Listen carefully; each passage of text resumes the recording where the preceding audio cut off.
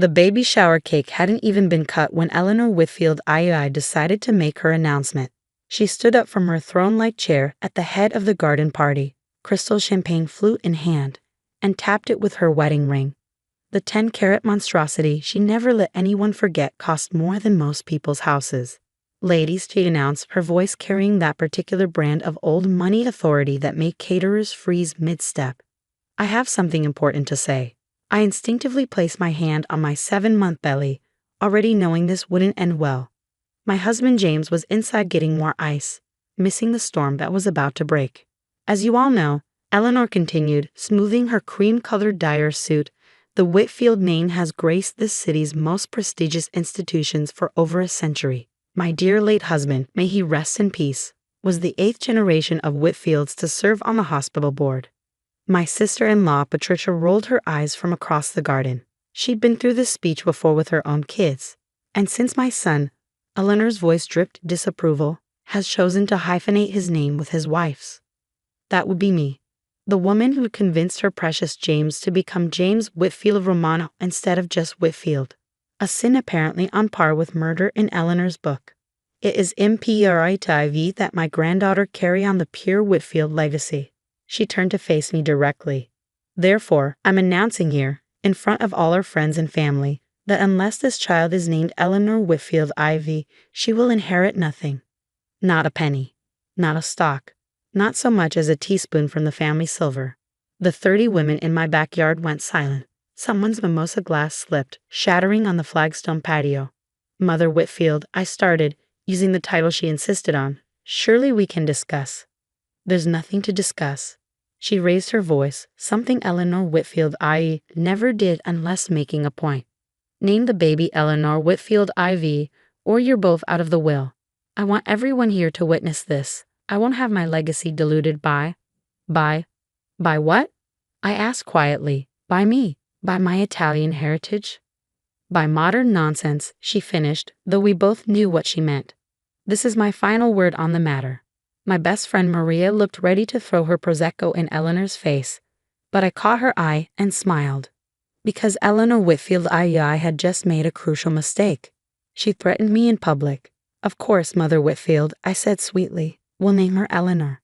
After you, exactly after you. Several women gasped. Patricia's jaw dropped. Eleanor herself looked stunned, as if she'd expected more of a fight. Well, she said, recovering her composure. I see you finally developed some sense, Sophia. Perhaps there's hope for you yet. James emerged from the house just as his mother was settling back into her chair, looking like a cat who'd gotten the cream. What did I miss? He asked, noting the tension. Your mother just made an announcement about our daughter's name, I said calmly. We'll discuss it later. The rest of the shower passed in a blur of forced smiles and whispered conversations. But I noticed Eleanor drinking more than usual, her perfectly manicured hands trembling slightly whenever someone mentioned the baby's name. That night, James was incandescent with rage. She did wait, he roared, pacing our bedroom. In front of everyone? Sophie, we agreed on Lucia, after your grandmother. I know. Then why did you agree? My mother's terrorized you for 5 years, and suddenly you're rolling over because of money. Am I? I asked, pulling out my laptop. Jamie, what do you know about your mother's background? What kind of question is that? She's Eleanor Whitfield. Born Eleanor Whitfield. The Whitfields have been in Massachusetts for over a century, yes. But what about before she married your father? He frowned. She was Eleanor Whitfield. The Whitfields of Boston. She met Dad at the yacht club. Did she ever tell you her parents' names? Of course. George and Margaret Whitfield. Funny, I said, turning the laptop toward him. Because according to this birth certificate from 1951, your mother was born Eleanora Kowalski in Newark, New Jersey. The color drained from James's face. That's impossible. Is it? Have you ever met her parents? Any aunts, uncles, cousins from her side? They died before I was born. In a car accident, the whole family. Very tragic. Convenient, too. I pulled up more documents. Marriage license from 1974. Eleanora Kowalski married Theodore Whitfield IV. But by 1975, she's going by Eleanor Whitfield. Nay Whitfield, claiming to be a distant cousin who happened to have the same last name. This can't be real. Your father knew. I found letters in the attic when we were cleaning last year. He thought it was romantic, the working-class girl who remade herself for love. What he didn't know was that she'd been married before. James sank onto the bed. What? Married at 17 to a Stanley Novak, divorced at 19, had a baby. I have a sibling. A half-brother, Stephen Novak. He's a plumber in Jersey City. Nice guy, actually. We've been corresponding. You've been, Sophie, what the hell? Your mother has spent 5 years telling me I'm not good enough for the Whitfield name, that my immigrant grandparents make me unsuitable, that my ethnic background would dilute the family bloodline. All while hiding that she's Eleanor Kowalski from Newark who abandoned her first kid to reinvent herself as Boston royalty. James stared at the documents spread across our bed. Birth certificates, marriage licenses, even a few faded photographs of a young woman who looked remarkably like Eleanor, but with bigger hair and cheaper clothes. How long have you known? 6 months.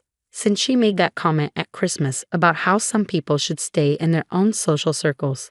I decided to look into exactly what her social circle was. And you're just telling me now. I was going to tell you gently, privately, but then your mother decided to publicly blackmail us over a name, so you agreed to name our daughter after her. I agreed to name our daughter Eleanor, her full legal name, which, according to these documents, is Eleonora Marie Kowalski Novak Whitfield. James let out a sound that was half laugh, half groan. Mother will have a heart attack. She'll have a choice. Accept whatever name we actually choose for our daughter, or explain why she doesn't want us using her real name. The name connected to the Polish immigrant parents she's been hiding. The teenage marriage she pretends never happened. The son she abandoned. This is blackmail. No, this is consequences. She weaponized her will against us in public. I'm simply prepared to return fire. What about Steve, the half-brother? Lovely man. Owns his own plumbing business.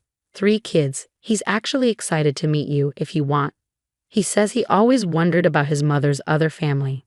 James was quiet for a long time. She told me her whole family died. They did, in a way. The moment Eleanor Kowalski decided to become Eleanor Whitfield, she killed them all. Erased them. Built a fiction so complete even her own son believed it. All those genealogy charts she has framed in the library. Forgeries. Good ones, but forgeries. The Whitfield family tree she displays shows her as a distant cousin who married in. Just close enough to already have the name. Far enough that no one would question why they'd never met her before. The Daughters of the American Revolution membership. Based on falsified lineage, technically fraud. The Yacht Club, the committees, the boards. All built on a lie. A working-class Polish girl's fantasy of what American aristocracy looked like. James pulled me close. What do we do? We name our daughter Lucia Marie Whitfield Romano as planned. And if your mother objects, we explain that we're happy to use her real name instead. All of it. She'll cut us off. Maybe, or maybe she'll realize that her granddaughter's love is worth more than maintaining a 40-year fiction. You don't know my mother. I know she's terrified. That's why she drinks. Why she's so obsessed with bloodlines and legacy. She's been running from Eleanor Kowalski for 4 decades. 3 weeks later, our daughter was born. Perfect, healthy, and absolutely beautiful. We named her Lucia Marie. The confrontation came when we brought her home. Eleanor was waiting in our living room, having let herself in with the spare key. Explain this, she said, holding up the birth announcement. Lucia Marie, that's not what we agreed. Hello to you too, Mother, James said, settling me and the baby on the couch. Don't be glib with me, you promised, in front of everyone. You promised to name her Eleanor. Actually, I said, I promised to name her after you, and I'm happy to do that, Eleonora. Eleanor went completely still. What did you call me? Your name, Eleonora Marie Kowalski. Oh, sorry, Novak. That was after the first marriage, right? To Stanley? All the color drained from Eleanor's face. I don't know what you're talking about. Really? I pulled out my phone, because I have some lovely photos here. You in your wedding dress. Very 1960s. And this one. Oh, this is sweet. You and baby Stephen. He has your eyes. Those aren't. You're mistaken. Am I? Should we call Steve and ask? He's very excited about being an uncle. By the way, wants to know if he can visit. Eleanor sank into a chair. How? Public records. Amazing what you can find when you know where to look. Birth certificates, marriage licenses, divorce decrees.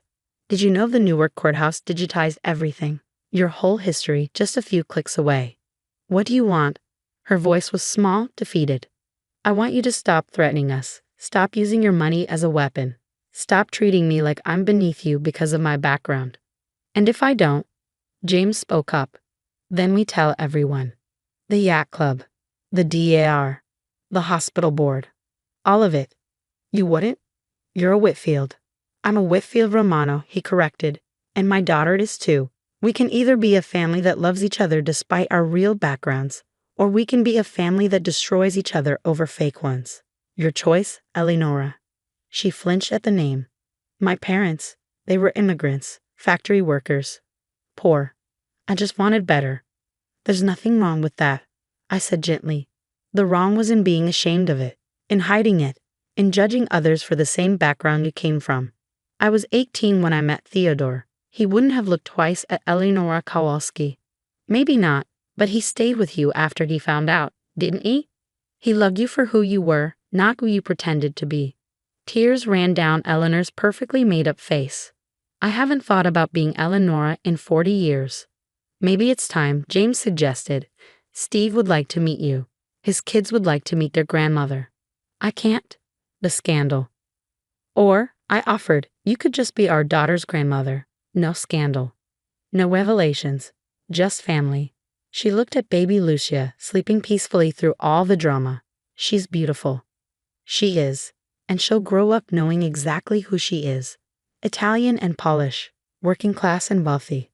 All of it. Kowalski and Romano, Eleanor murmured, were practically peasants. It was the first real joke I'd ever heard her make. Can I? She gestured toward the baby. Of course. I placed Lucia in her arms. Eleanor held her carefully, tears still streaming. I'm sorry, she whispered, for all of it, the threats, the judgments, the cruelty. I was so terrified you'd expose what I really was, I became a monster. You became what you thought you had to be, I said. But you don't have to be that anymore. Eleanora, looked at me. The will? I'll change it. Fair distribution to all grandchildren, regardless of names. Thank you. And Steve? You really have been in contact. He's a good man. Raised by your sister after you left. He doesn't hate you. He just wants to understand. Maybe I could meet him. Privately at first. I can arrange that. She handed Lucia back reluctantly. Theodore would have loved her. He always wanted a big family. I was too scared to have more children. Afraid they'd look too polished, too much like the Kowalskis. James looks like you, I pointed out. Same eyes, same stubborn chin. The Kowalski chin, she admitted. My father's. He was a stubborn man. Worked himself to death trying to give us a better life. Tell me about him, James said, sitting beside his mother. Your real father, not the Whitfield cousin fiction. And she did. For the first time in 40 years, Eleanor Whitfield became Eleonora Kowalski again. She told us about her parents, her siblings, the tenement in Newark, the scholarship to secretarial school that changed her life. She told us about meeting Theodore at a coffee shop, lying about her name on impulse, then being trapped in that lie as they fell in love. By the time I told him the truth, we were engaged, she said. I was terrified he'd leave me. Instead, he helped me create a whole new identity, said it didn't matter where I came from, only where we were going. He sounds wonderful, I said. He was. But the lie ate at both of us. And after he died, I had no one who knew the truth. So I buried it deeper, became even more Eleanor Whitfield, even less Eleonora Kowalski. Baby Lucia stirred, making those tiny sounds newborns make. Eleanor smiled, a real smile, not the society grimace she usually wore. What if? She started, then stopped. What? James prompted. What if we gave her a polished middle name? Along with Marie? Lucia Marie Jadwiga Whitfield Romano. Jadwiga was my mother's name. I looked at James, who nodded. Lucia Marie Jadwiga. I like it. Really? Eleanora looked hopeful. You do that. Family honors family, I said. All of it, not just the parts that look good on a genealogy chart. She cried then, real tears, not the manipulative waterworks she sometimes employed. James held his mother as she grieved for the family she denied, the identity she'd buried, the decades of fear and pretense. When she finally composed herself, she looked different. Softer, more real. I should go, she said. You need rest. But, may I visit? Tomorrow? Of course, James said. You're her grandmother. Her babcia, Eleanor corrected, using the polished word. If that's okay. It's perfect, I assured her. At the door, she turned back. Sophia, the irony isn't lost on me. I spent 5 years tormenting you for being proud of your heritage while hiding my own. I'm sorry. Water under the bridge, babcia. She smiled, a real, warm smile that transformed her face. Steve, could you really arrange a meeting? I'll call him tonight. Thank you, for all of it, the truth, the chance, the granddaughter. Thank you. After she left, James and I sat in comfortable silence, our daughter sleeping between us. That was not how I expected this to go, he admitted. Blackmail rarely ends with group hugs, I agreed. Was it blackmail, or was it just forcing her to face the truth? Maybe both. Maybe sometimes people need to be cornered before they can stop running. Lucia Marie Jedwiga, he said, testing the name. Our little Polish Italian WSP princess. With a grandmother who's learning it's never too late to stop hiding. Eleanora, did meet Steve. Privately at first, then with his family, then at larger gatherings. The Whitfield family tree in her library quietly disappeared, replaced with photos of actual family, including a lovingly restored picture of her parents, Jan and Maria Kowalski, on their wedding day. She never told the yacht club or the DAR about her real background. Some secrets, we all agreed, could stay buried, but she stopped weaponizing her fictional pedigree against others. Stopped judging, stopped threatening. And when Lucia grew old enough to ask about her name, we told her all of it. About her great-grandparents who came to America with nothing but hope. About her babcia who was so scared of being different that she hid who she was. About how love and truth are stronger than fear and lies. So babcia was Polish like Nana was Italian? She asked at age 5. Yes, Kochani, Eleanor said, using the Polish endearment naturally now. We're all from somewhere else originally. The only difference is how long ago and whether we remember. I'll remember, Lucia promised solemnly. All of it. Eleanor died when Lucia was 12. At the will reading, there were no surprises, no threats, no conditions. Just a fair distribution to all her grandchildren and a letter to each. Lucia's read, My darling Jedwiga, thank you for giving me the courage to be Eleonora again. Love, your babcia. Mine was shorter but no less meaningful. Sophia, thank you for the blackmail. It saved my soul. All my love, Eleonora, nee Kowalski, finally proud of it. The funeral was small, family only. Steve gave a beautiful eulogy about the mother he'd lost and found again. James spoke about learning his mother's true history and loving her more for it. And Lucia, our beautiful Polish Italian-American daughter, sang a Polish lullaby Eleanor had taught her. The same one Maria Kowalski had once sung to little Eleonora in a Newark tenement. There wasn't a dry eye in the house. Afterward, at the reception, I overheard someone ask Lucia about her unusual name. I'm named after my grandmothers, she said proudly. Lucia for my Italian Nana, Marie for my French great-grandma, and Jadwiga for my Polish great-babcia. I carry all of them with me. That's beautiful, the woman said. Your parents must have put a lot of thought into it. Lucia grinned. Oh, there's a story there. It involves blackmail, secret identities, and a baby shower threat. Want to hear it? She was definitely her grandmother's granddaughter, both of them. The one who hid and the one who finally stopped hiding. And that, we all agreed, was the best inheritance of all.